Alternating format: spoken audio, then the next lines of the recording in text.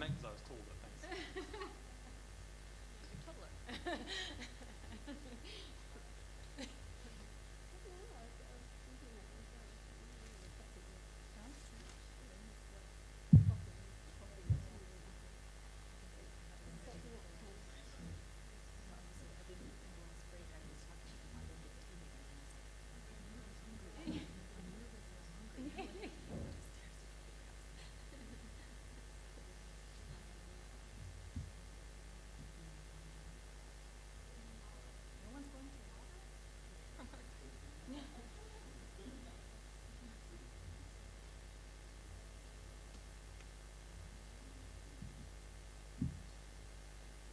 Richard, I think we're being asked to sit here this week.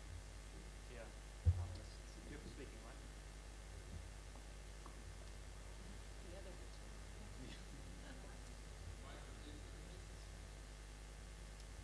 No, I'm used to this now. I've been here long enough.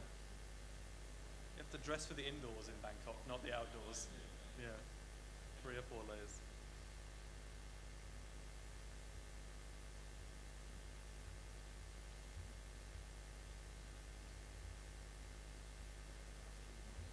I went looking for coffee, but I didn't. No, it's all right. No, I went looking. There was no one there. No one serving.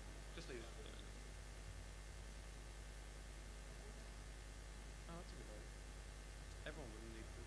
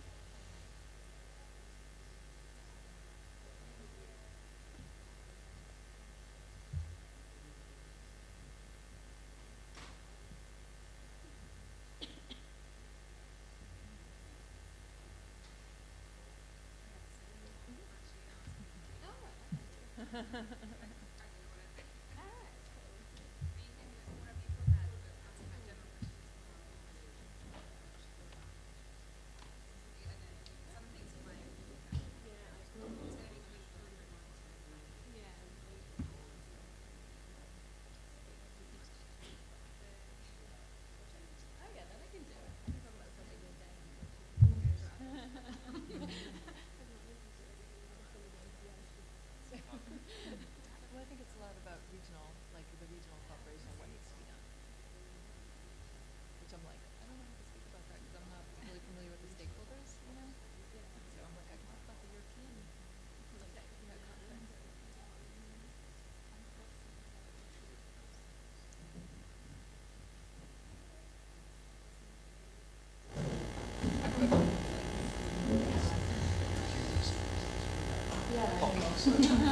Everyone's like, yeah, I'm good. To be in that big one.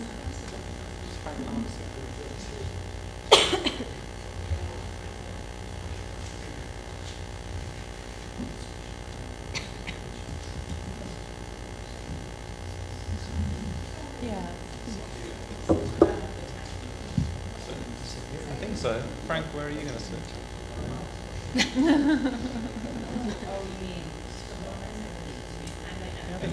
Sit there and Frank can sort of float over there. Do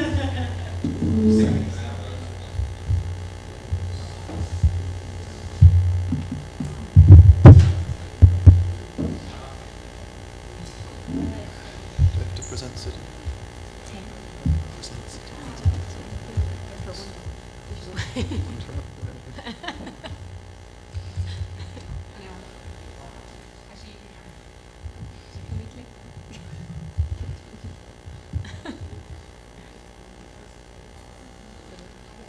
works.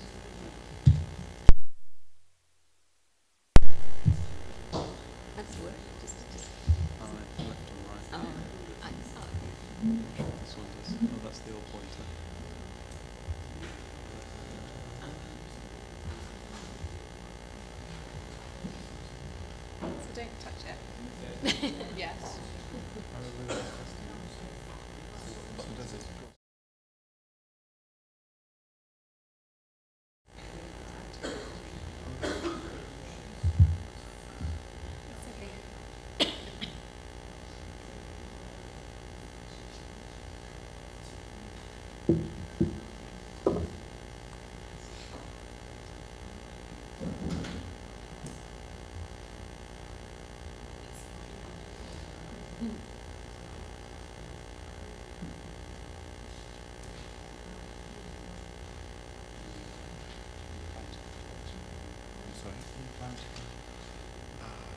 No concrete plans.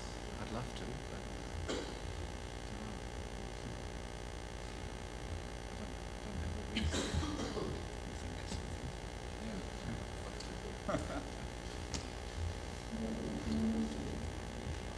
So I don't know if we got the update, but we're going to do, so everyone's going to go through the presentation, and then after each presentation there'll be however many minutes for a couple of questions from the audience.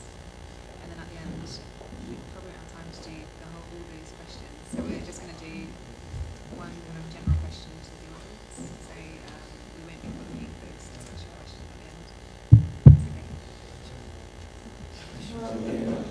So it'll be, so for example, Mike will go first, then there'll be a couple of minutes for questions for his presentation, then presentation, questions for that. So it'll be that kind of thing. And then, yeah, at the end, just one general question to the audience, which you can also chime in on, so they can add. Should we? Probably start with this.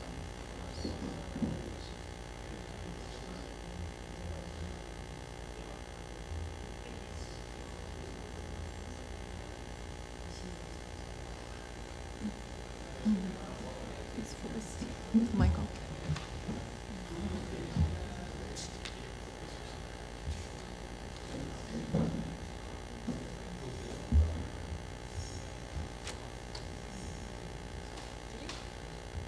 It's too late, you can go outside. That's okay. They'll come in when they're in. Yeah. Yeah. So I think people will still be trickling in, but maybe we'll kick off now so that we can try and get everything we want to cover into this probably hour and 15 minutes now. So welcome to this session, which is hosted by the Reducing Disaster Risk cluster that we have in the Asia Centre. So in this session we've got three main aims. So one is to introduce the Reducing Disaster Risk cluster, which was covered a bit yesterday in the presentations. So we'll touch on it briefly before moving on to the rest of the plans that we have. The second is to present some project work from the Asia team, and then also some of the global work that we do through the TDDR initiative, the Transforming Development and Disaster Risk Initiative, and then also present some of the other work that we have relating to disaster risk reduction in other centres. And the third aim that we have is to think more about how we can connect the work in Asia with other centres and the work that people are doing, and kind of the opportunity to take some of these ideas forward. So at the end of the session, we'll think about these opportunities. So while people are still coming in, so the team we have today, I'm Natalia Biskupska, Programme Coordinator at SEI Asia. We've got Frank Tamala, who's a Senior Research Fellow at SEI Asia, and also the lead of the Reducing Disaster Risk cluster. We've got Michael Boylan, who's a Research Associate at SEI Asia, and also a member of the cluster. Heidi Tukunen, Senior Expert from SEI Tallinn. Emma Calgary, who's from the University of Sydney, and also a key partner on the Disaster and Disabilities project, which we'll be talking about later today. And Richard Taylor, a Senior Research Fellow at SEI Oxford. So without further ado, I'm going to pass it over to Frank to kick off the session. Frank. Okay. Good morning, everyone. Can you all hear me without a microphone? It's quite nice to have a smaller room. Sorry? Is it going to be? Yeah. I think it is at the moment, yeah. Do I need a microphone? If it's webcast. Do we so have my a- introduction do we wasn't have a- webcast, but it's okay. Do we have a roaming one or? Oh, yes. Okay. So I don't want to spend a lot of time presenting the research cluster again, because I think I've essentially done that yesterday. Maybe just to add a little bit more thoughts on that, since there wasn't so much time to talk about the research cluster per se. So we have the 4 or 5 research clusters in the center, and so the process we've gone through so far is that we've all developed a strategy, which you can find in an abbreviated form in the overall Asia strategy, which I think was sent with all the other material for the Science Forum. And then, so for our cluster, the Reducing Disaster Risk cluster, we've also now produced a 2-pager fact sheet, I believe it's called, which essentially summarizes our vision and the research priorities that we have identified, and how we look to take this work further. So, but this whole process sort of started only about 6 months ago. So we're now in the process of taking our strategy to developing a more sort of concrete operational plan, and also to think through the sort of opportunities that we're now presented with, some of which I mentioned yesterday, now with this new Center of Excellence for Disaster Risk Reduction Research in Southeast Asia, how we are actually going to go about building that up and what the center should focus on. We know thematically it will focus on the Transforming Development and Disaster Risk initiative, which of course is global and which is also led out of the Asia Center. But what exactly the center will do, how we engage with regional stakeholders, is sort of all up in the air at the moment. But I can give a little bit of an update. What happened yesterday is that we had some representatives here from ISDR, which is the United Nations Office for Disaster Risk Reduction. They have a regional office for Asia Pacific here in Bangkok. And so they were saying, you know, it's great that you have this center now and that you're also represented on the ASTAC, which is the Asian Science and Technology Advisory Group of the ISDR. So how can we all work together now to basically support the member countries of the ASEAN, of the SAARC, the different sub-regions within Asia Pacific, to implement the Sendai framework. And the way they do that is by developing national and subnational plans. So this could be, for example, one of the roles of this International Center of Excellence. So that would be focusing on stakeholder engagement and policy engagement. But then we want to be we want the center to also be a hub of innovative, new, cutting-edge research, which is driven by SEI with our partners, and specifically with the Integrated Research on Disaster Risk program. So there's a lot to think through, and I think one of the reasons also why we're having this session is to see how we can connect with the rest of SEI, how we can think about these opportunities as a sort of collective opportunity for SEI. How do we link this with other existing work? So we've been really focusing on building up a group and an initiative around reducing disaster risk. But it's got a lot of synergies with some of the other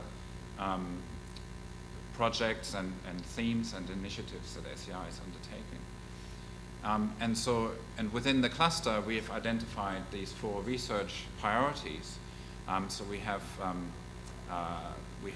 regional collaboration, we have empowering vulnerable groups, we have the role of culture in disaster risk, and we have the long-term recovery. So these are all priorities that basically have come out of existing projects. This is where we have opportunities, where we're actually doing research today. But we could imagine that there's also other opportunities. So just to mention a couple, one is how do we link with the reducing climate risk theme, for example. I mean, I myself and some of our colleagues have done quite a bit of work around how do we link disaster risk reduction, climate change, adaptation, and development in science, policy, and practice. That is one area we need to explore. Another one is to link with our new urbanization initiative, which we will hear about more later on. So we've had quite a few discussions in in designing the concept note for that, but there's also been a lot of changes in the way that's being framed. And then we've actually had several proposals, and also through our link with PEDA, which I don't understand, I don't remember what it stands for. People. Ecosystem.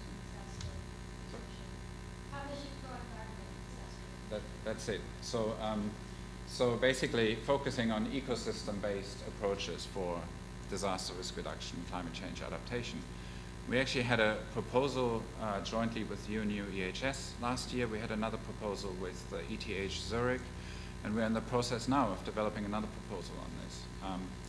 So that is another area that's of interest and receiving a lot of attention.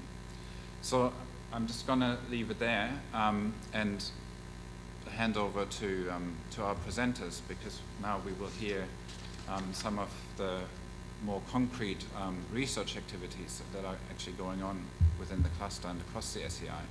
And then I'm hoping maybe we'll have at least maybe 15, 20 minutes to have a little bit of a discussion of how we can link these areas within SEI and maybe also with some of the key partners in the region here. So I hand back over to Natalia to introduce the speakers. So the first speaker presenting their work will be Michael Boyland. So I'll let him start. Thank you. Shall I stay sitting down, or? It's up to you. Would you like to? I can't really see what I'm doing. I'm going to stand up.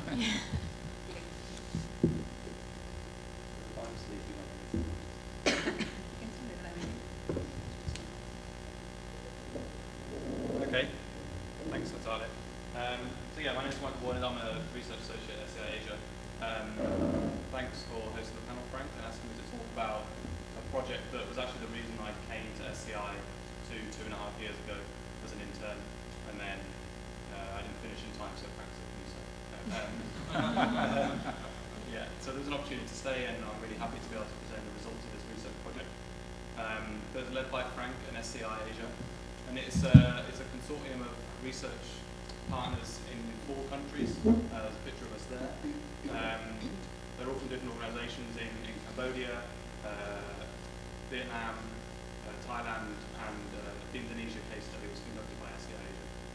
So there's a lot of acronyms there that I don't have time to unpack, but these are the 4 disasters that consisted this project. And just to say that the title, Disaster Recovery Narratives, is a little bit of a spoiler, because I'm going to come to that right at the end. Because the project itself was a bit more broadly called Long-Term Recovery from Major Disasters, Lessons for Resilient Development. And it consists of these 4 case studies. One is the 2004 Indonesian tsunami in Indonesia. The other is the floods in Thailand in 2011.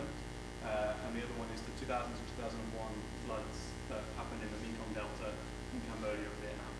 So this was all a project funded by APN. This is the Asia Pacific Network for Global Change Research. This was funded under their climate adaptation framework, and specifically the activities under linking DRR, CCA, and loss and damage. And Frank's talked a little bit about linking these different areas of work, and I'll come back to that shortly.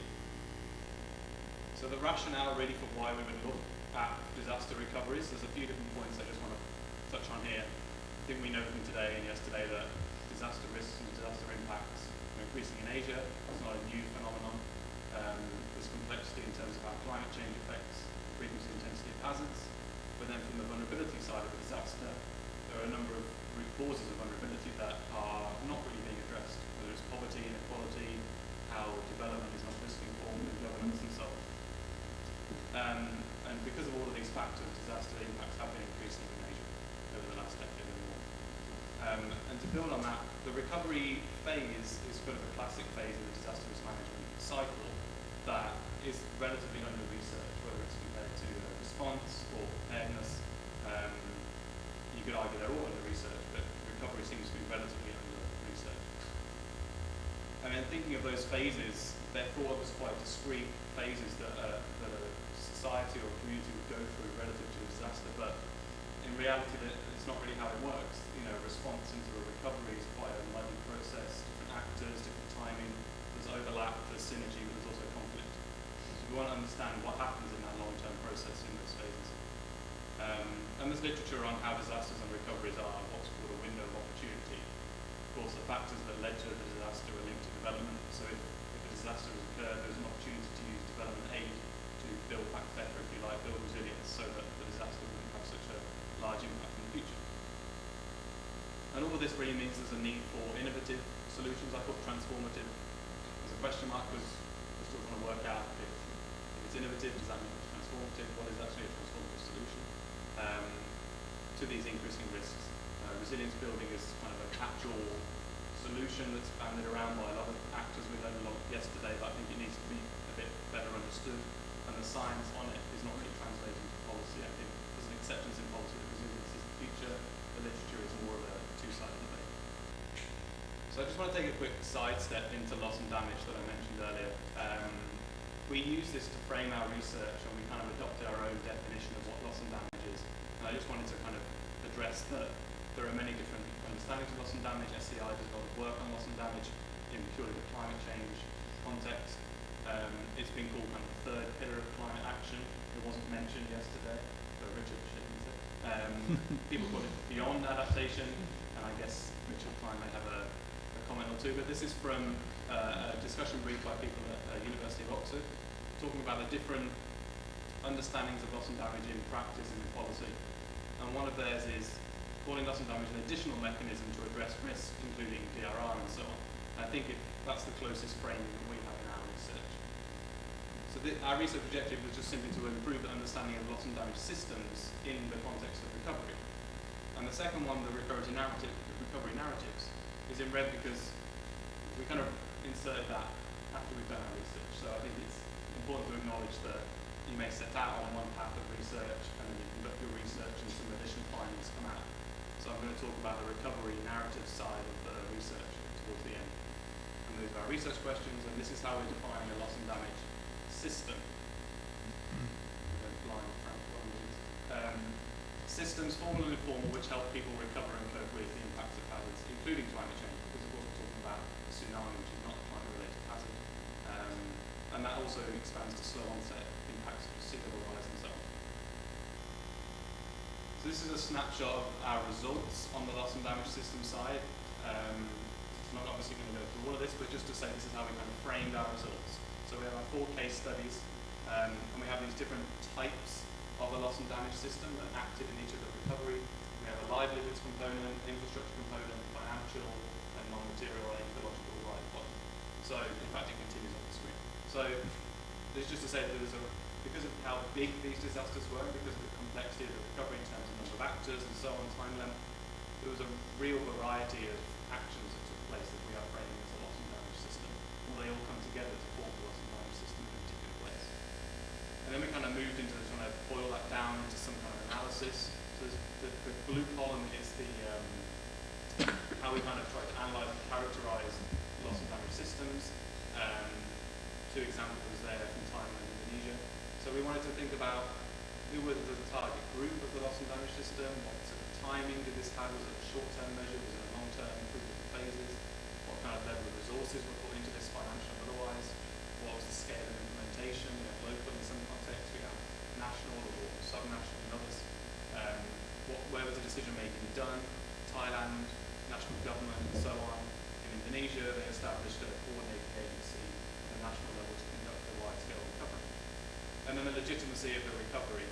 There's some issues in Thailand about being focused on addressing the impact on investors, the large-scale economic impact of the floods in Thailand dominated what was done afterwards rather than, say, the small and medium enterprises, which is the focus of the case study.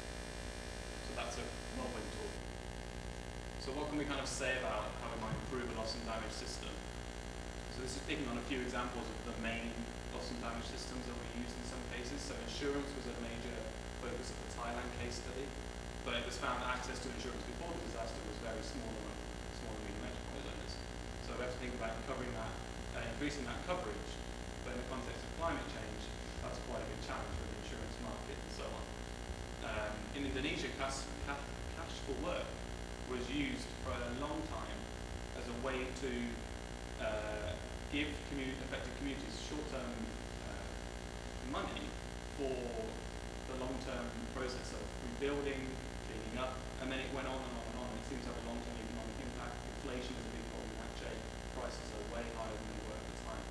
And now there is this expectation of cash for, say, attending a meeting. Local governments now have this sort of built-in expectation of I must be financially rewarded for joining in your NGO meeting, for example. Leadership and central coordination is, of course, an important component in a major complex recovery, but then there's, on the other side, decentralizing decision-making can better represent the local communities that are affected. Of course, disaster impacts are inherently locally felt. Decisions are often made from the top. That's important, but we need to sort of meet that more in the middle. And we focused on a customary institution in Aceh, which supported the fishery community recovery.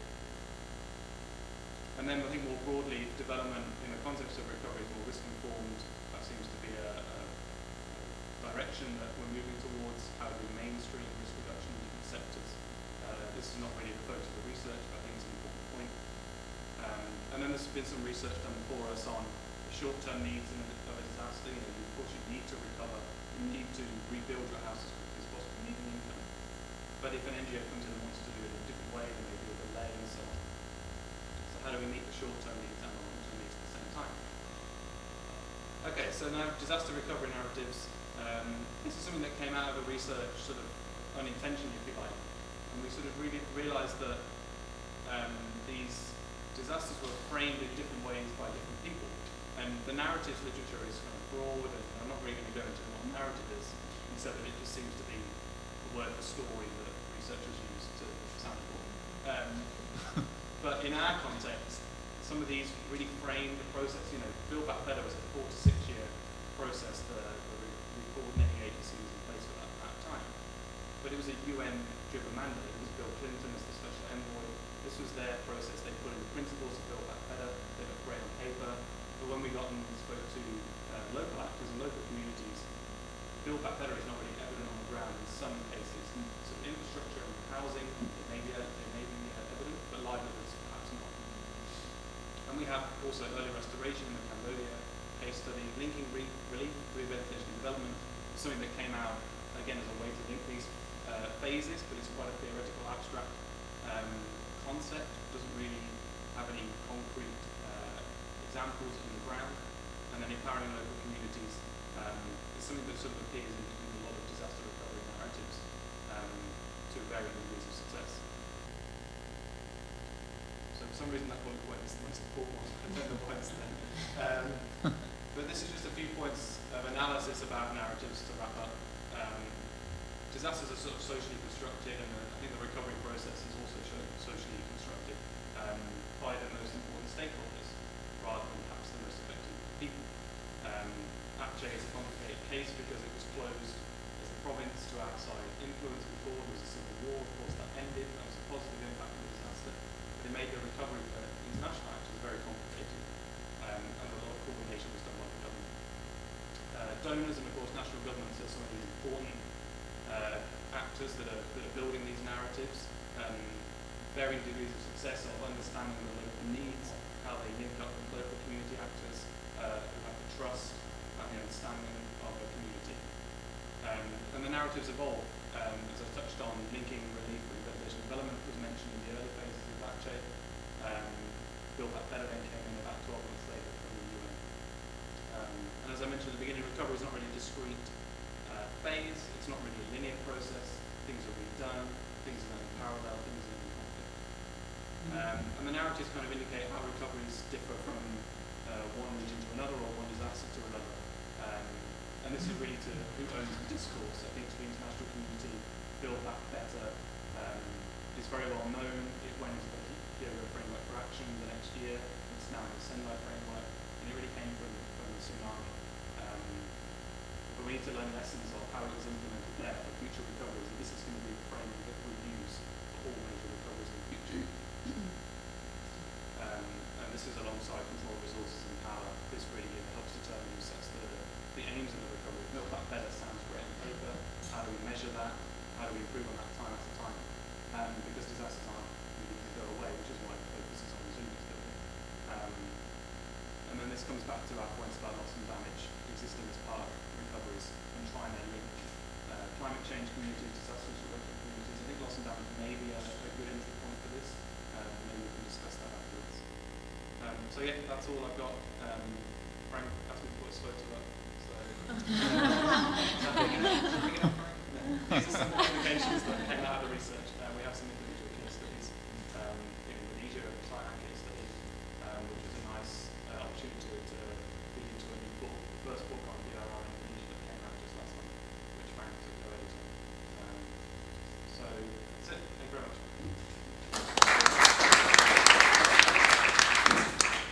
Thanks, Michael. I'm going to open the floor up for any questions before we move on to the next presentation.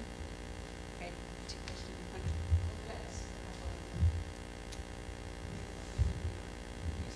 Thank you. I'm Laura Lamis from Stockholm Environment Talent Center. I wanted to follow up. It was quite clear to me that was your focus on researching and preparing narratives, or were you somehow also assessing, effectiveness of these different approaches as well? These types of recovery policies work better, these don't work that better, or was it just more a social and narrative construction analysis? What was the core of your research? Could you elaborate on that? And also, how much was public sector authorities, whether at local or national level, involved in this process? Were you able to feedback to them? Your results was something taken into the policy framework or regulations based on that research that you've done. Also, you mentioned that there were differences, but it has significant implications to the international governments. Was that also part of the process that you're trying to feedback to the organizations that get aid work in this region? Yeah, good questions. The first one, the focus of our research was to assess the effectiveness of recoveries. We had 4 case studies. Comparison was not really an important part because of how sort of different the recoveries were in many different ways. So the focus was on trying to draw out what constitutes an effective recovery, and then we have a synthesis that ends up drawing quite broad conclusions about what makes an effective recovery so that it's relevant for each case study. The narratives thing came out of the research as kind of a byproduct, a sort of a secondary thought of analysis and discussion. If we're going to talk about the effectiveness of recovery, we wanted to look at what framed the recovery, and it would be easy to talk about what is good and bad about Build Back Better, but we actually wanted to look more about what did Build Back Better mean. So the focus was on effectiveness of recoveries, but we framed that as a loss and damage system to try and think about linking these different communities as well. The recovery narratives came out sort of a secondary product. And then the second question, I'd say we're at a point where the research is recently finished, and I think we need to think about what is the point of the research, given that SEI's role is to influence policy. I think those are some good ideas. At least the case study that I did on Aceh in Indonesia, we interviewed local authorities to understand how they worked with different actors, what their role was, and also how they were affected. So that would be one example of a relationship we already have. But I think we need to think next about how and what do we want to say to governments, to donors. We don't have any kind of, I can't say that we've done that yet, but I think we would like to do that. And those are some good ideas.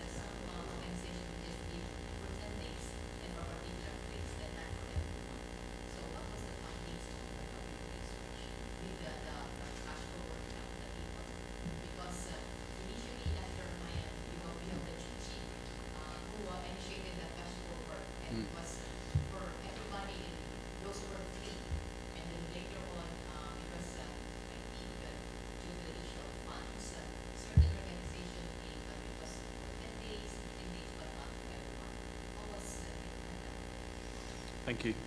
So the cash for work, I can speak about the tsunami case study in Aceh in Indonesia, because that was where that finding came from. I think the point about cash for work is, I think it's necessary to a degree, because the alternatives aren't really there in a major disaster immediately afterwards. So my criticism of cash for work isn't to say that it's not an important mechanism. To answer your question, in Aceh it was given for multiple years, so at least 1 to 2 years immediately after. And the reason for that was because of the number of different actors. You asked me who provided the cash. The answer is there are multiple different examples of programs by different international NGOs, different donors, involving the Indonesian government as well, for different activities, whether it was community cleanup, recovery, attending meetings, attending trainings, which is why it went on for so long. There was people we spoke to who had been to, say, 40, 50 trainings in the years after the tsunami, because so much money was donated to the recovery. There was a lot of opportunity and a lot of ambition to do different things with the recovery. One of them was capacity building and training, and that was incentivized with cash to attend. So it kind of ranged from immediate response actions into these different activities. So it went on for a period of time. Different actors were doing it. It was given to affected people and affected communities, but it was also given to local governments in a kind of a, not maybe cash for work is the wrong framing for that, but as a way to give donor money to local governments rather than kind of a handout.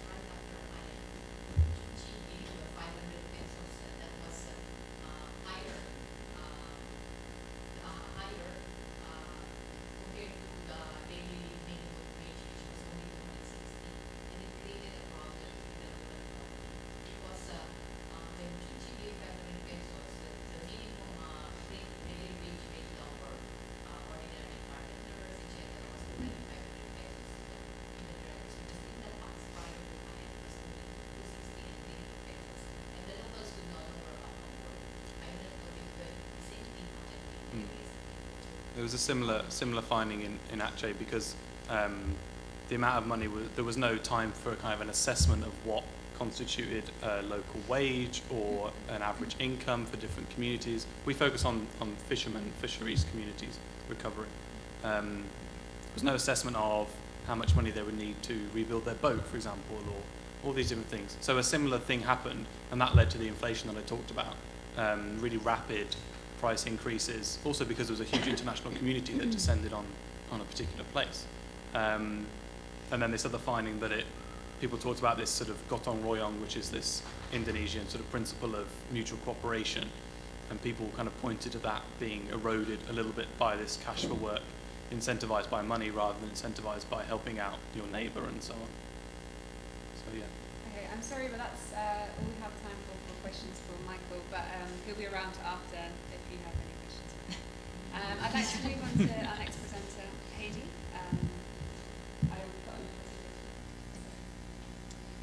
So I'm going to be presenting our work, which is based on a conceptual approach developed in the TDDR initiative, which is the Transforming Development and Disaster Risk Initiative. And it refers to the transformation of the relationship between development and disaster risk. So this should actually say understanding the trade-offs in development and disaster risk, the typology. Over the past few decades, the focus of the practice and research communities in DRR have moved from mitigation of physical risks, which include building of flood protection infrastructure and safe escape routes. It's then moved on to vulnerability assessments, trying to understand the sources of and the causes of vulnerability. And then most recently, it's looked at the links between development and disaster risk reduction due to the recognition that there is often a conflict between the two. Today, we know more about the sources of vulnerability and disaster risk, but we have not been able to decrease disaster risk. The challenge is that while development is necessary for decreasing vulnerability, it often increases disaster risks. And on top of that, the resulting losses from these disasters are an obstacle to development. So we heard yesterday that 1 in 3 development dollars are lost to shocks and crisis. We need to try to figure out how to use that funding more efficiently.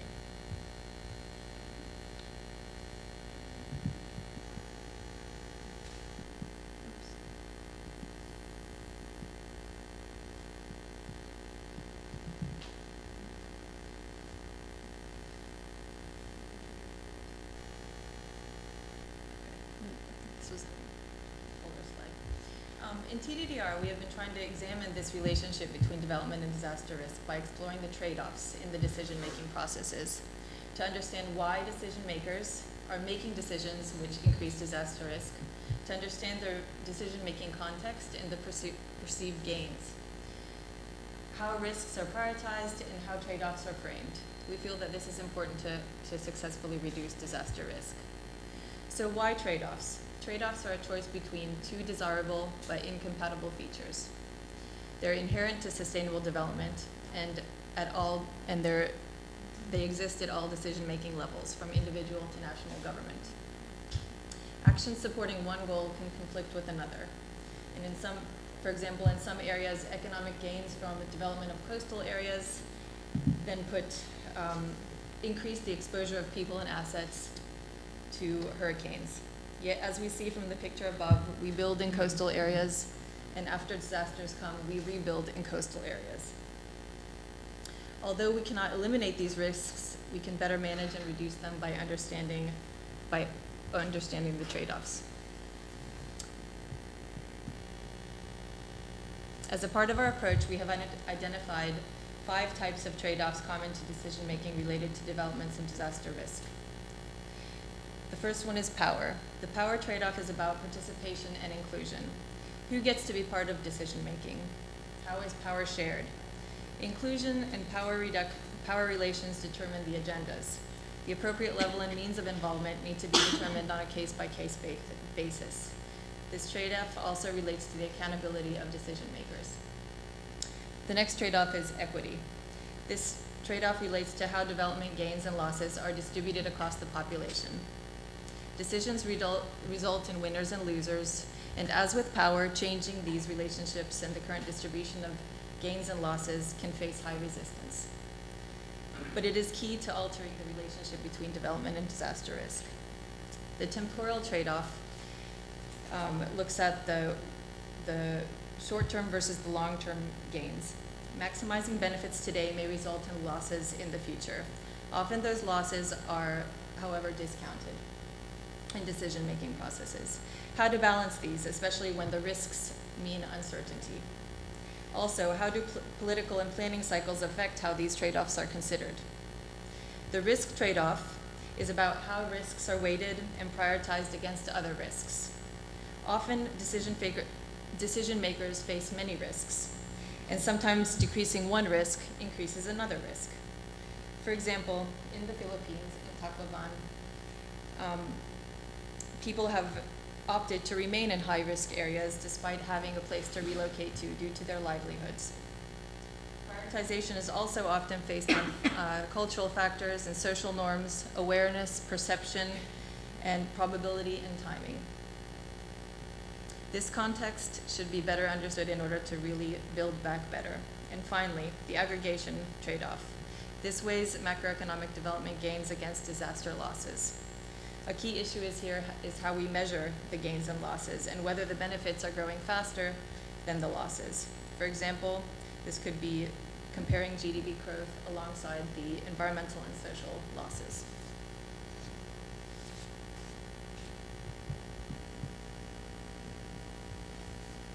So the next steps of what we're going to do with this conceptual approach is testing it to verify the validity and the value of the approach, to identify spaces for interventions to achieve more sustainable and equitable development, which includes decreasing disaster risk. We have a case study in place in looking at the Leyte province and the Tacloban area in the Philippines. And in this summer, we will be piloting the approach at the provincial level in the Philippines. And then later in the fall, we will be looking at the municipal level, focusing on the planning and implementation of the Tacloban Recovery and Rehabilitation Plan.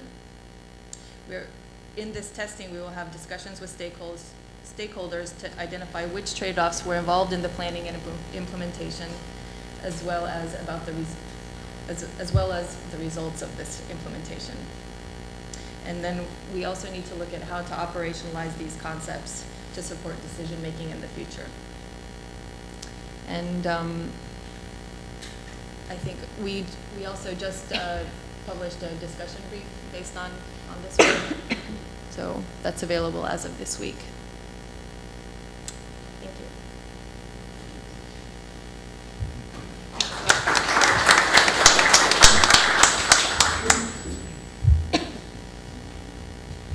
Okay, unfortunately we don't have a microphone, so we'll have to speak up. Can I take some questions? Yeah.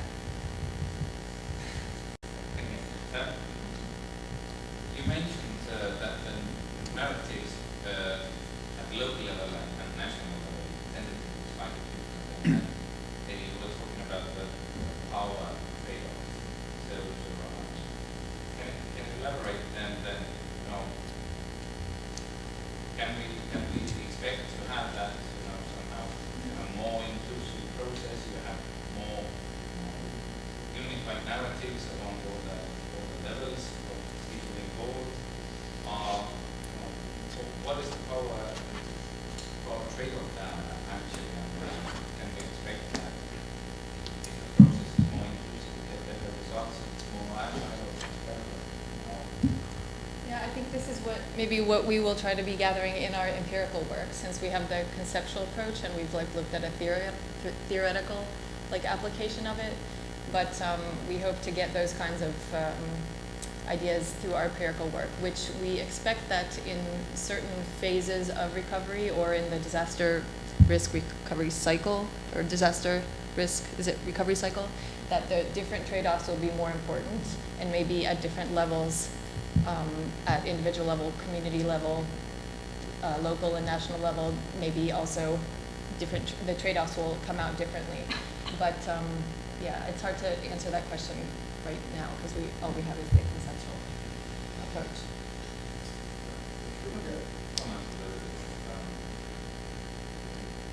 I think Hades answered it from the point of view of what we know right now, and I think it could be a fair hypothesis to say that the narrative could become less important if it's more of an inclusive process, because there may not be a sort of an overpowering narrative in a recovery case if it's more of an inclusive process like you suggest, but hopefully we'll find out. Can I just, sorry. I was just going to add, I think you can look at the trade-offs in inclusion. You need more resources to include people, you need more skills to include people, you need more time to include people, and those are things that are not necessarily always available in this recovery process. So that's one of the things that we talk about in our discussion brief and also our forthcoming article. Can't have it all.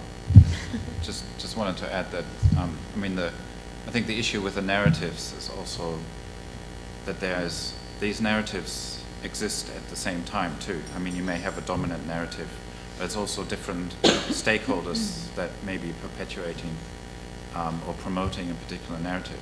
But you can have several narratives around the same event at the same time. So it's not so easy to say that the form of participation depends on a particular narrative or something like that. It's just, it's always complicated, and it's depends on whose view you're looking through. So, but I mean, these projects are not connected. But now, I mean, what you're flagging is good because this is an interesting issue that we can look at for this typology to see if, in fact, such narratives exist, for example, in the Tacloban case study, and how they may have shaped these trade-off decisions. Can I say something on that, please? My name is Richard. I'm the executive director of Cambodia Development Resource Institute. Before I came back to Cambodia, I was involved in this disaster at Fukushima disaster. Very complex, and I'm very impressed when you mention narrative, because if you go for narrative, it is the foundation of disaster studies. Is one narrative, particularly climate change. And this column here was science and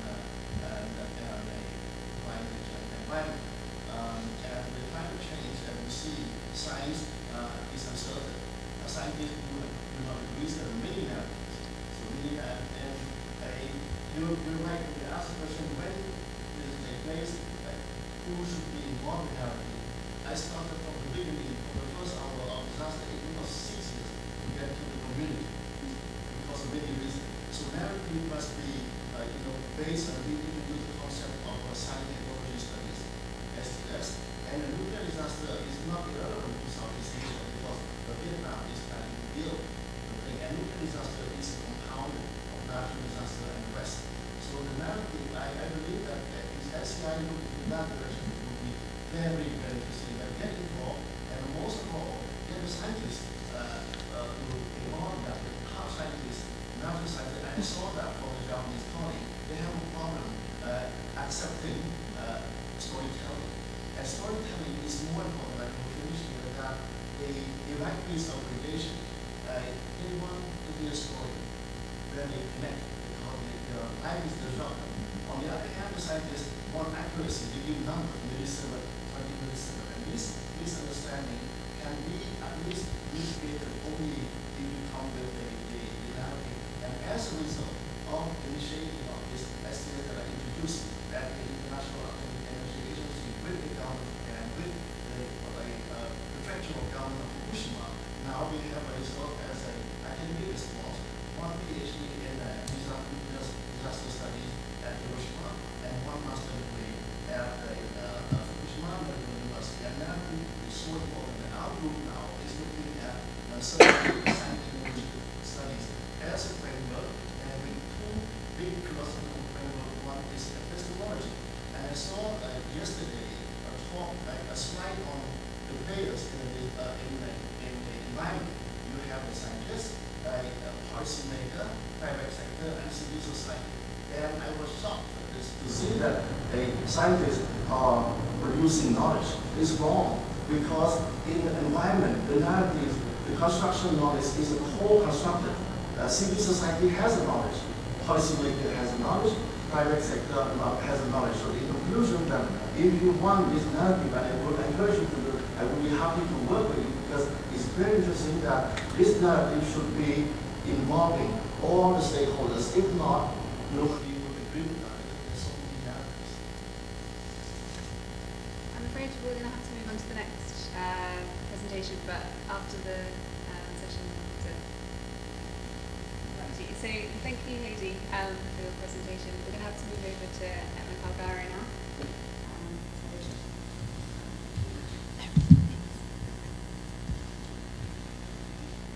Over to you. Thank you.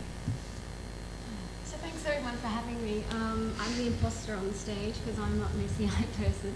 So I'm just standing in really, I suppose, for my SEI colleague, Carly Johnson, who works on this project with me. So you heard of, those who were here yesterday may have heard a little bit about the project already that my colleague Parichat was talking about.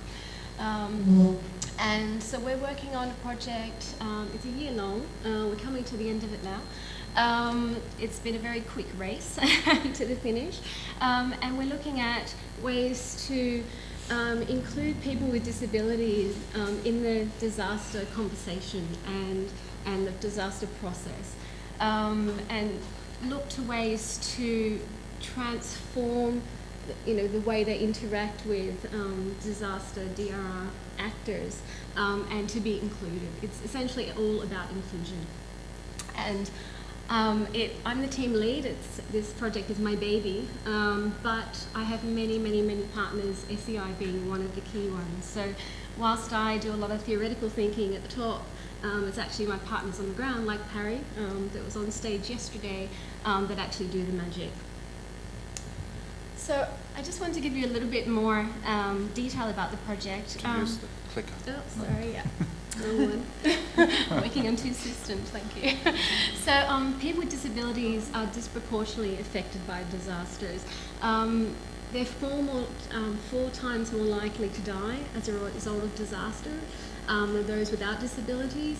And also the compounding problem is that a lot of people develop disabilities by being affected by disasters as well. Their high vulnerability is due to multiple factors working at different scales. And the photo I have up here is quite a sad story that I won't talk a lot about, but it just sort of highlights the problem. This man was, he's got an intellectual disability, and he's in a very poor part of the Philippines. They're affected by Haiyan. He's in a small village. His family don't really know how to cope with him, what to do with him. They don't have the resources. He lives chained up a lot of the time because he'll just run off, and the family and village don't know what to do with him.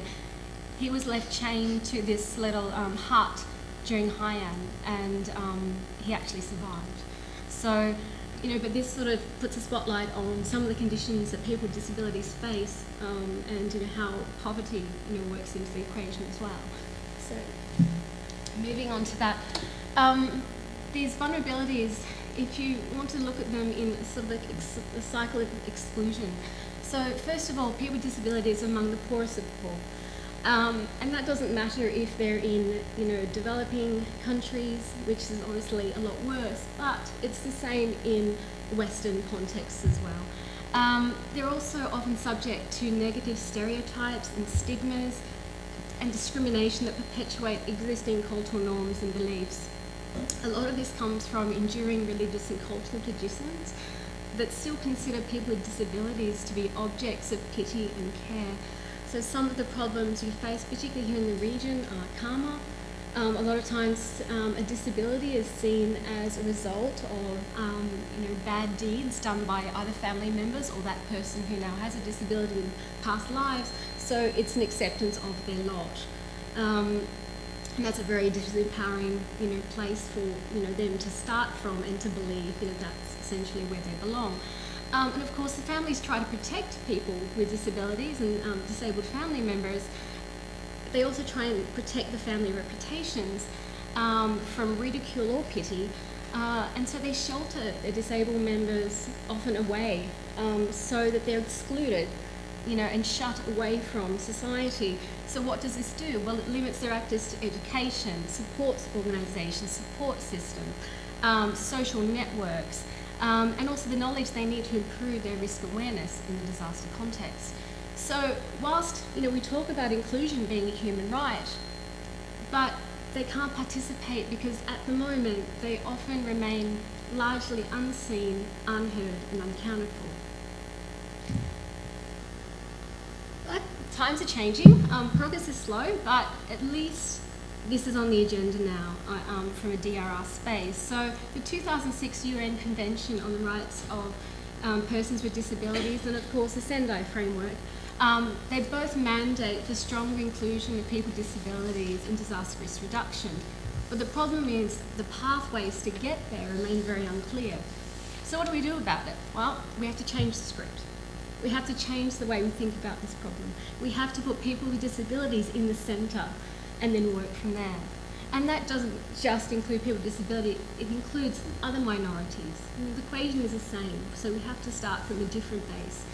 And we were trying to do this through a project funded by the Global Resilience Partnership, and we were looking and working in Thailand, the Philippines and Cambodia. So essentially, we want to go from exclusion in the top down to inclusion, obviously, in the bottom corner here. And depending on where we're operating, there's different degrees. But really at the moment, we're really sitting either in segregation or potentially integration, but that's being very kind. So, we really have to work our way down here, but it is very difficult and we do face a lot of problems getting there.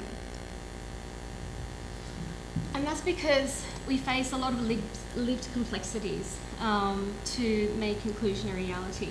First of all, there's limited knowledge and skills of what disability inclusive DRR really means. And that comes from, we just don't know what people with disabilities need. The questions haven't been asked. There's very little empirical evidence about, what they need. Also, people with disabilities, they're not used to being asked the question. So, they're really looking to find a voice, a platform, and they also have to build their own confidence as well. And as I was talking about before, we have those negative stigmas that are just so embedded and they're really hard to change, but we're working with it. the third thing is the basics are missing. We can talk about disaster risk reduction, but people need access to basic infrastructure, livelihood opportunities, and in the case of my deaf colleagues, interpreters.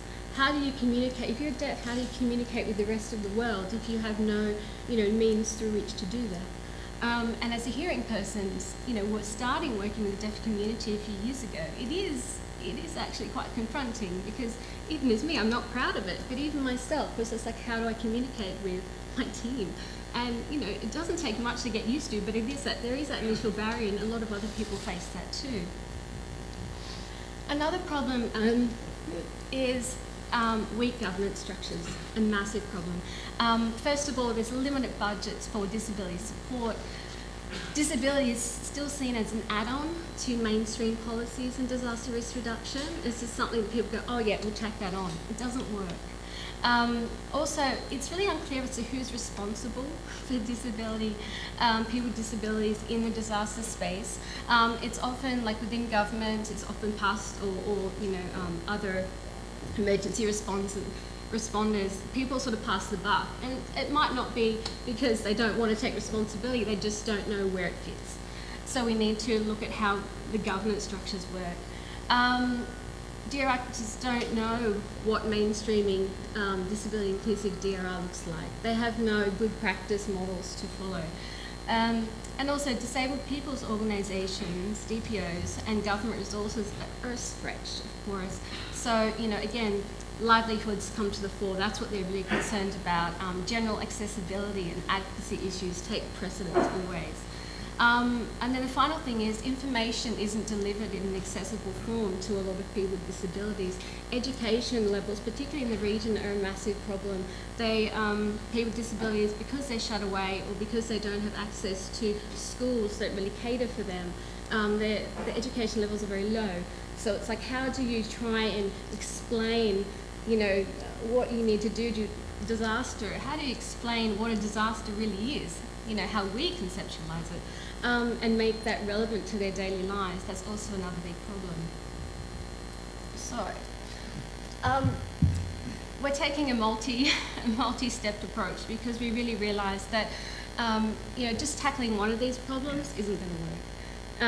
It's happened before and it's failed. So we thought, okay, we only have limited resources, but we thought it was worthwhile stretching them to do as much as we could to focus on these three things to see if the model will work, and then we'll take it from there.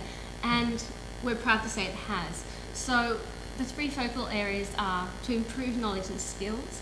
So in reality, this means creating empirical knowledge base about the challenges and needs that people with disabilities have. Also, risk awareness in DI-DRR. So training, bringing people with disabilities together and saying, okay, this is what risk looks like. This is how it relates to your lives. We're also working with DRR actors, government, emergency responders to say people with disabilities do have something to say. They are part of this conversation. They know their lives better than anyone, and this is how you work with them and interact with them. And also to have training, disability inclusive DRR training with DPOs as well, the disability people's organisations, because they're the main organisations that essentially link people with disabilities to their communities and are their advocates for them. Change attitudes and beliefs. Well, these trainings that we've been talking about and that Parry spoke about yesterday, they've been so successful in the Thailand model, are super important to get people to talk. Just get them together and talk, to understand the different challenges each side has, and to show value in getting these participants together. Someone that they were talking about getting partnerships, networks. Of course, it's very important in our space as well. Another thing to change attitudes and beliefs that we've been doing is develop a DI-DRR, so disability inclusive DRR toolkit, to show people how to interact, to teach them how to interact, to be a step-by-step model. And also to publicise stories by the media as well, and national radio programs, which are actually occurring in Cambodia. The final thing is to really look at changing the governance structures and creating more supportive governance spaces. And again, you know, one of those things is to, again, show good practice, how to do it, show, you know, stakeholders how to do it, give them training manuals, give them modules to say, this is a step-by-step plan. If you do this, you'll be more inclusive. And then one of the big things out of this has come up is to develop something that we call the Inclusive Resilience Indicator Scorecard.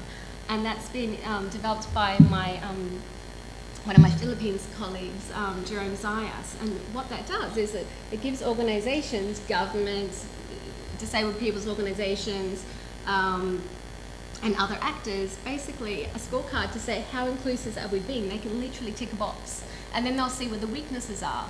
And then paired with that, we have something called an inclusion roadmap, which again just shows them you're here and this is how you get to the next step. My time's up, so I just want to speak about some of the big wins. Barry spoke about some of the big wins yesterday regarding to Thailand that we're very, very proud of. Already, the trainings, getting people with disabilities and the DEAR actors together already is making a big impact in Thailand. The people who are already included in the training, so people with disabilities themselves, have been asked to participate in, you know, national forums to make disability a agenda item. And so Thailand is now redoing their next 5-year plan for DRR. And so people with disabilities have been included in those discussions for the very first time, which is absolutely fantastic. And we're very proud of that. Also, DPOs we've been working with have basically been so inspired by this and empowered by the work they're doing, because now they know what to do and who to talk to. They're going for funding themselves. So, you know, we talk about projects, you know, being sustainable and, you know, being upscaled. They now have got the information they need and the connections to, you know, essentially take this forward themselves and to be empowered. And I think my time is up, so I will leave it there. Thank you very so much. Emma. Thanks. Unfortunately, I can only take one question, and I know there's a burning one right at the front. So Yeah. So for me, through my engagement with the DR activities, my understanding of the Asian Zero Conference that was held here by back in 2014 was actually very, very strong advocacy for disabled persons in relation to DR. So they made a very strong statement through the Asian Zero Conference there. It was led by a person called Alex Robinson. In comparison to the statement that was provided by the women's group during that Ministerial Conference, there was so much advocacy and there was a much stronger statement from that this group. And there are also, I think, in my experience, understanding through ex-colleagues that I worked with, they worked with Maltese International and Myanmar, very strong programs in ensuring that disabled persons have a strong voice and local disasters are planning. And there's also organizations such as Handicap International, etc. So I think we have to recognize that there are other actors out there, NGOs out there who are trying to address these issues. And there's also avenues which you can connect with at in different countries that mentioned those in Vietnam. There's the Ministry for Inklets, and there might be other sort of ministers or alliances with partners which deal with disabled persons. And those from ministries should be engaged and more involved in the offices, because the national disaster management offices themselves are being the coordinating bodies, and there are so many other different alignments. We can be probably better to connect more specifically with all of the ministries that are involved with work that disabled persons. Agreed. And the work that we actually were going to work with Alex Robinson as part of it, but then the grant was too small for him, so, you know, we couldn't work with him, or he chose not to. He chose to opt out. Yeah, I mean, we have been working with some of those groups. There is something called the DIDRR network, which essentially was formed by Alex Robinson and a bunch of people. Parry, you know, used to work for CBM, who's one of the big actors in this work as well. That's how she started getting into it. But at the same time, they're not that active, in the sense that the DIDRR network is a shell that was put together for a purpose to get Sendai, to get people with disability recognised in Sendai, but as soon as Sendai was over and they got that recognition, nothing happened. And so even Alex himself says that at the moment there's these organisations, there's the will, but they don't have the funding and they don't have essentially the people on the ground to do it. So. Okay, final question from Niall. It's not necessarily a question, a comment. More as a comment and a challenge as well. A lot of the incredible work that we've done in the past, and it's great to see potential collaborations. What are we doing 5 years, 10 years down the road now? We are here for a science forum as well. What is the science behind all this? What will you as participants help us drive the science of it and see what we need to do moving forward? Sure, there's lots of conversations about specifics on this, maybe we're not more comfortable. Can we try and explore how we move this forward? And we want to get benefit from your knowledge on that. So challenges to you to take the conversations to one side afterwards, please, and then try and move this forward in other ways. I'm sure maybe that's the question and answer section that's coming up, but just saying the challenge of this. Yeah.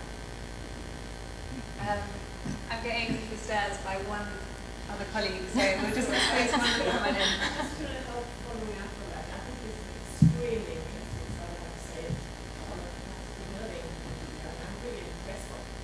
I've been doing talking to Cornelia because of course that she said that you guys would present it here, so I was so happy to hear about this. And I'm really interested in following up with you on this subsistence approach, and also to see how we can make use of this and bring lessons learned, also if we're doing monitoring and evaluation, and make that message across SEI, not least to this online repository for the passenger that we're now going to set up, which is going to be through Office 365. So it will be online, it should be supporting all the SEI.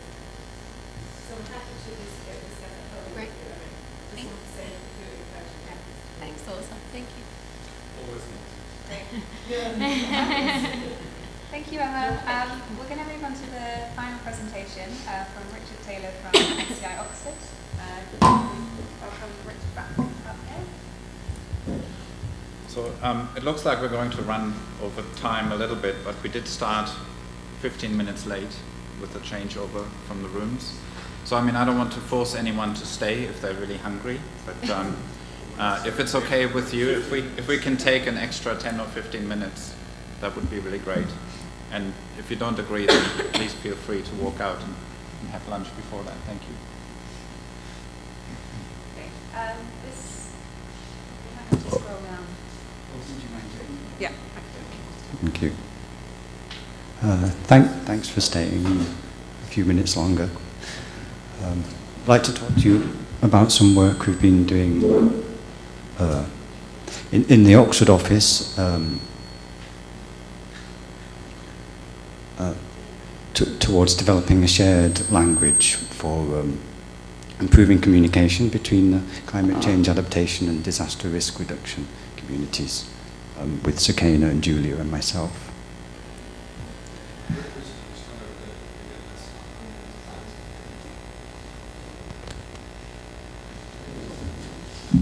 It's part of a project called Placard, which is a European Union project.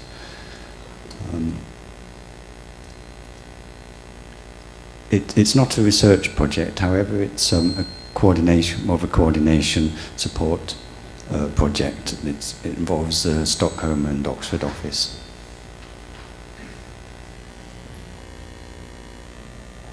And so many people have commented on this disconnect between the CCA and DRR communities. And they've also pointed out the commonalities between these two communities in terms of the policy goals, the research objectives, and also shared terminology.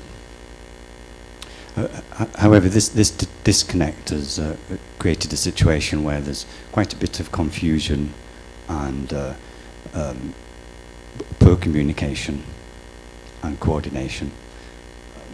So that's really the target of the research we've been doing to try and improve this.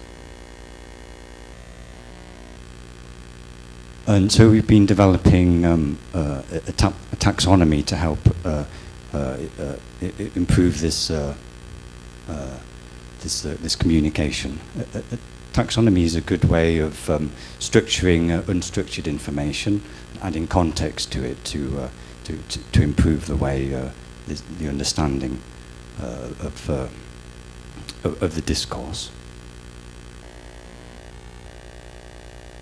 And here's an example called the climate tagger, which is actually a system that's used with the WeAdapt platform. And this shows part of the DRR part of the climate tagger taxonomy. However, this is developed mainly by climate scientists, and therefore the climate change part of the climate tagger is probably a lot stronger than the DRR part. So you can see here how this hierarchy is structured, hierarchy between the concepts used. Another example is the UNISDR recently updated expert working group on terminology. And in fact, most taxonomies are produced in this way, in a top-down way, based on the knowledge of experts. Our approach is to try something a bit different with using a bottom-up approach, where you take documents produced and you carry out a text analysis of these documents in order to extract terms in this way. And then it's also, I'll explain later, ideally we would want to combine these top-down and bottom-up approaches. So we're using this text analysis method, and we're using an algorithm called the rake algorithm. And what this algorithm does, it takes the documents and it extracts key terms, that is, sets of words that tend to appear together often in the document, but don't appear otherwise.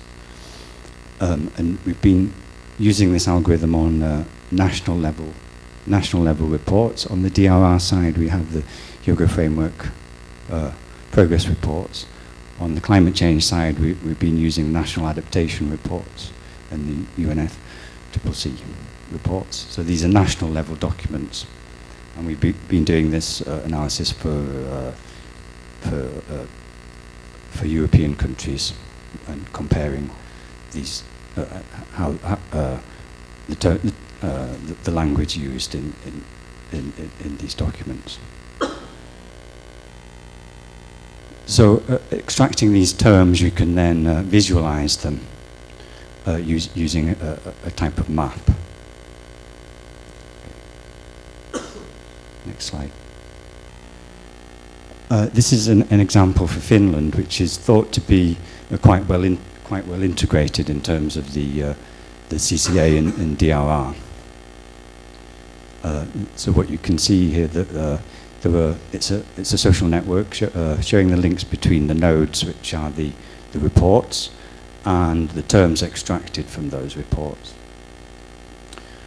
So what you could see is the DRR has this horseshoe up at the top, and then the climate change terms used this horseshoe down at the bottom. Then in between, you've got the shared terms. These are terms, the same terms being extracted from both areas of discourse. And you can notice terms like protection, which if you then dig down a bit deeper, you can see there are both communities use this term, but they use it in slightly different ways. So protection is used in the DRR case, it's more about civil protection and short-term preparedness and response. Whereas in the CCA, it's used in a different way, more referring to ecosystem protection and long-term protection. And this can reflect, for example, differences in how these communities understand vulnerability. And so the next stage is to then start to code these extracted terms using expert knowledge. And so we've developed these tags which are used as attributes attached to the extracted terms. And of course then you can plot again you can plot the extracted terms and the expert tags and get different kinds of visualizations that can perhaps help you to understand a bit more. So for example here we've got instruments in the top corner, and you can see how different terms are used to talk about instruments in the CCA, which is the blue nodes, the blue terms, and DRR, which is the purple terms. And then you can see there are some shared terms, which are the green ones. So it can be quite interesting to look at how these kind of differences and the different kinds of visualizations that you can produce like this. So the idea is then that we're at quite an early stage in this research, but the idea is to make this iteration where you have term extraction can lead to better terms and improved taxonomies. It's the taxonomy is in the center, and then you can use that taxonomy to help you understand the discourse better, and you can then use it to produce the visualizations, new visualizations, which you can then discuss with stakeholders. You can bring them into the conversation, and perhaps you can increase then, you can get more documents, get more discourse that you can include in the next round of term extraction. So finally then, we've been doing this, I've showed you the example for Finland, but we're testing it in other countries too, and doing interviews about what type of visualizations are useful to stakeholders. And ultimately we're trying to develop the DRR part of the climate tag thesaurus, which can then be used in different types of tools in readapt and other tools that both communities can use, we hope. And so I just wanted to mention that it's been using this for European countries, but it could also be applied in Asian countries, perhaps in a similar fashion, or perhaps it could be used to look at differences between different communities, like disaster risk community and the development community. I think there are good possibilities, I think, for improving the shared languages between different communities. Thanks.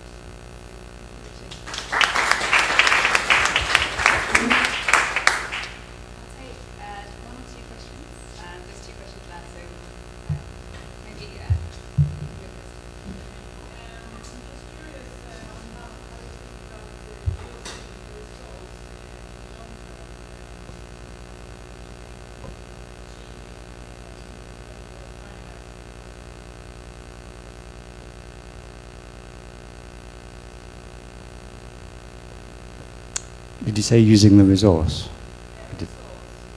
Oh, results. Oh, yeah. Well, we think there's one good application, which I think is improving these taxonomies and using them in different tools that can do this automated tagging, like the climate tagger in readapt. I don't know if there are any other ones.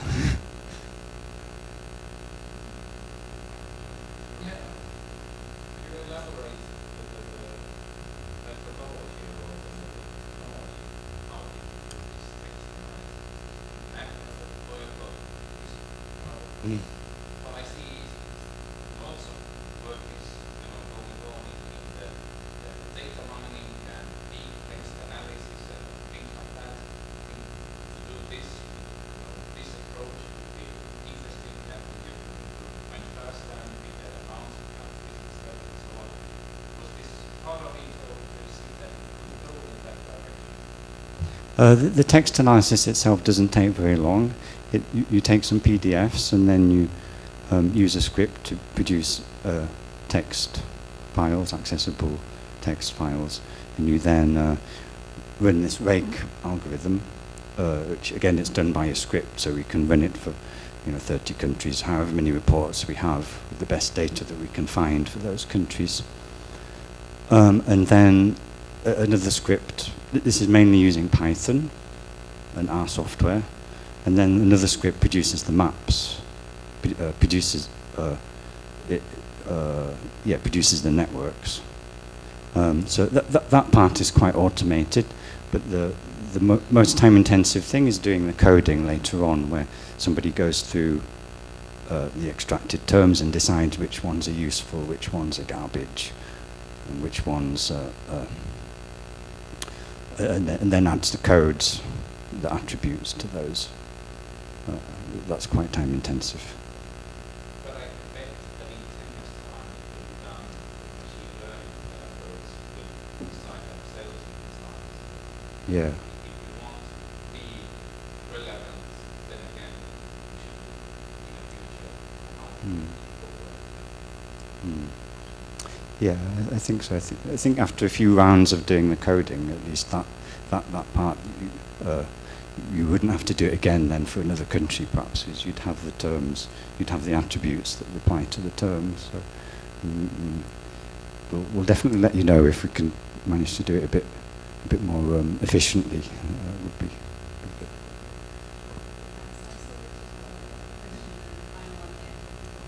Thanks, Richard. I've got a question about the work we've done in Finland. I'm sure you were able to do that because the Finns were really kind of translated. Now, I heard someone say that only English has 3 words that most other languages have 2 words for. There's a risk, vulnerability, risk, danger, and hazard. So, statistically, of course, if you have a document that is originally written in one language but then gets translated, what's the risk of things being presented in a slightly different way that will then affect your code?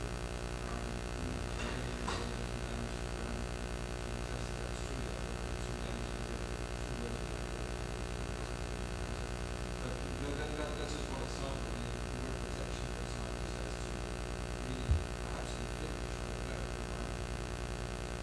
Yeah, in fact, all of the documents we've been using are in English. It's been a bit of a sticking point to us because some of the documents are not in English, and as far as I know, the algorithm doesn't work on. My question is, what would you get the get lost in translation? Yeah, do things get lost in translation? I'm sure they would. Yeah, I'm sure. That's a big constraint. Look at the documents originally written.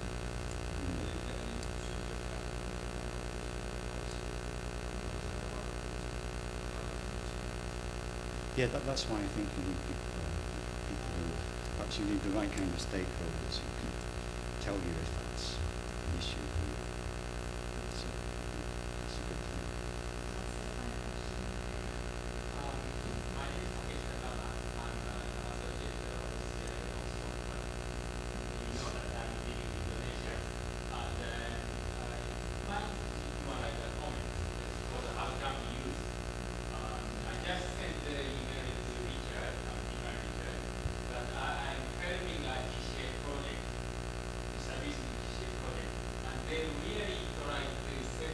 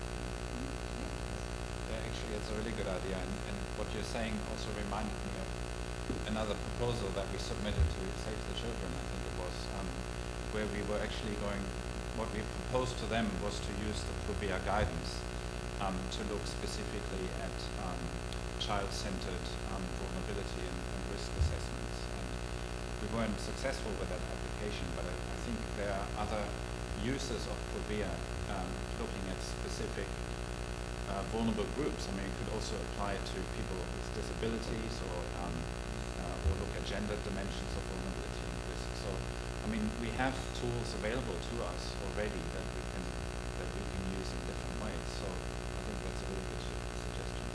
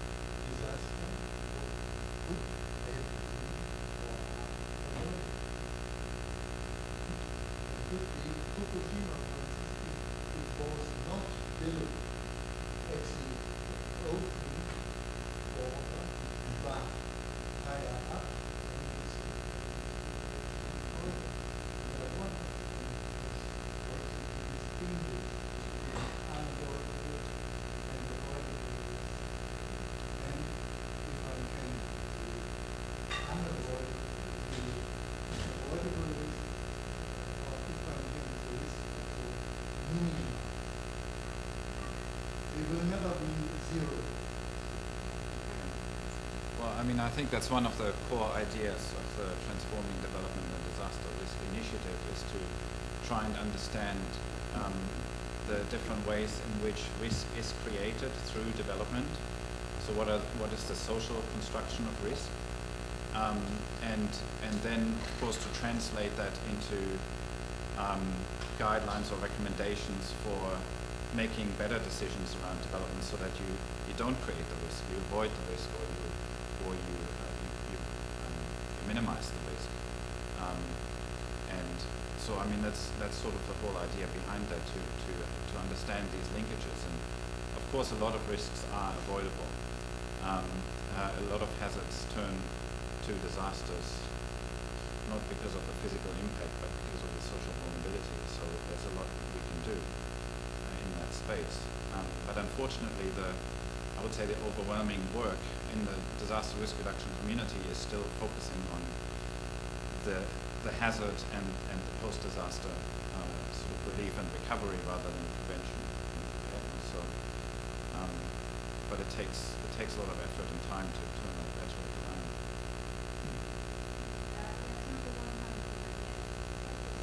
Very two quick points. So having come from the industrial research platform, thinking of what Richard is saying, the links between SEI and transformation, if there are efforts among the countries to try and develop indicators for SEI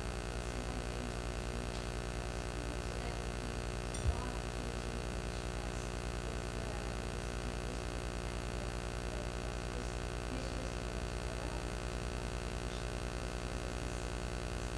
but also bearing in mind that countries where we do have developed countries in the media do have better disaster management. It's just that I don't really how they want to align this with the second part on the recovery, there is an international recovery platform at the moment. It's hosted in Japan and also media. But and I attended a side event on the recovery plan in the Netherlands and Greece, but I think there was scope on recovery planning processes. At the same time, I think it's important to connect directly with the national disaster management offices itself, because I think that they're finding that the work coming out from those national recovery platforms is actually quite useful in helping governments to move forward on the recovery planning processes. So I think I'll just leave it and sorry, one more thought. If it really is interested in developing processes, if you're trying to do that, seeing this so that might be a better opportunity to improve share with the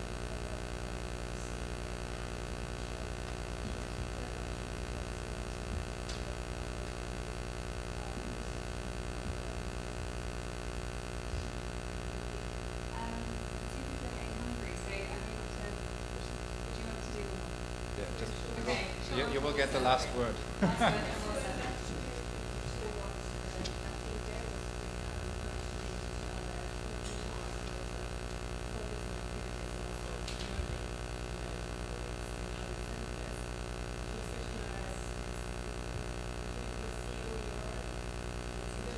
ICOE.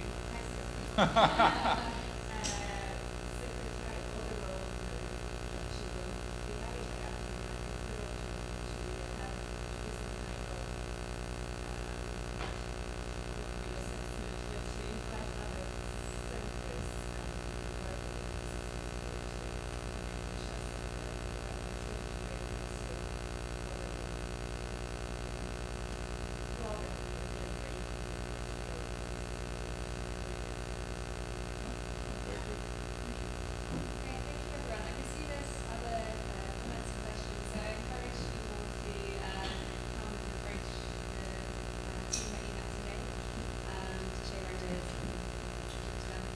And I'd like to thank the speakers, Frank, Richard, Katie, Emma, and Michael.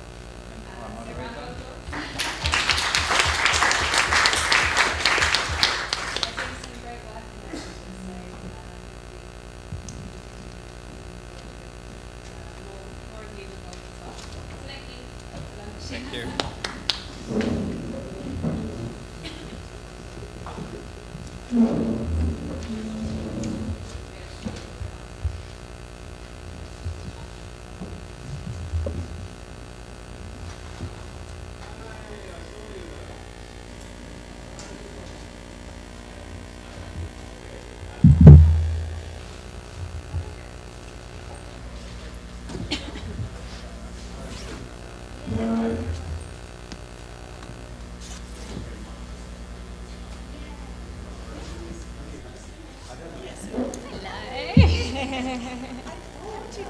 I mean, I've probably seen you, but I haven't really